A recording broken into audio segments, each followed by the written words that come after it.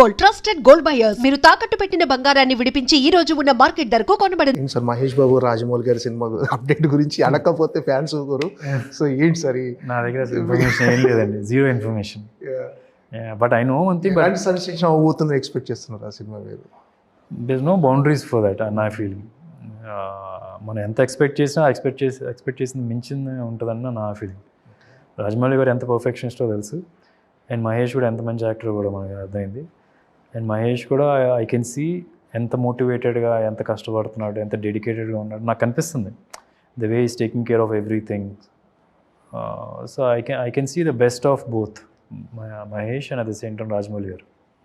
మీ వారసుడు రెడీ అవుతున్నాడు సార్, చరిత్. చరిత్ ఇద్దరు ఉన్నారు. Charith will take at least 2 or 3 years before he getting in to his first film అన్న feeling as a lead. Younger అతను కూడా దర్శనం చేస్తున్నాడు చాలా సినిమాలు, పెద్ద పెద్ద సినిమాలు. ఇప్పుడు ఫౌజీలో చేస్తున్నాడు. ఓకే, ఫౌజీలో యంగర్ ప్రభాస్గా చేస్తున్నాడు. ఆల్మోస్ట్ తను కూడా చాలా హార్డ్ వర్క్ చేశాడు ఆ సినిమాకి. ఏంటంటే ఆ సినిమాలో వేదాలు టక చెప్పాలి.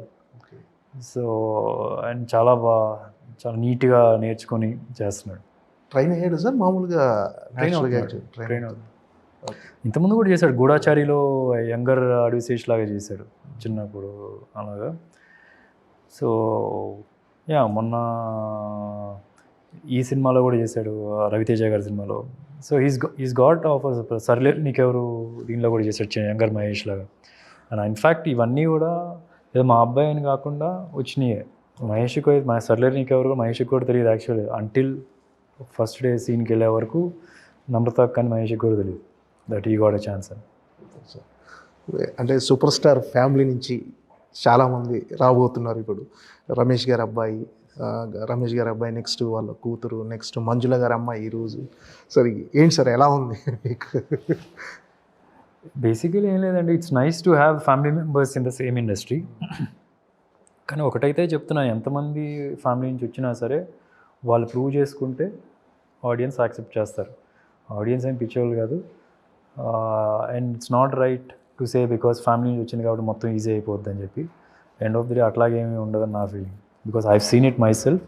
నేను స్టార్ట్ చేసినప్పుడు ఎలా జరిగిందో నాకు తెలుసు. మేబీ ఏముంటుంది మ్యాక్స్ ఉంటే ఓకే, ఇప్పుడు ఎవరైనా ప్రొడక్షన్ ఆఫీస్కి వెళ్ళి సినిమా చేద్దామో లోపల తీసుకెళ్ళి కూర్చోబెట్టి నీట్గా కాఫీ ఇచ్చి ఒక టీ ఇచ్చి అప్పుడు నో చెప్తారు. కొందరికేమో గేట్ దగ్గరే నో చెప్తారు.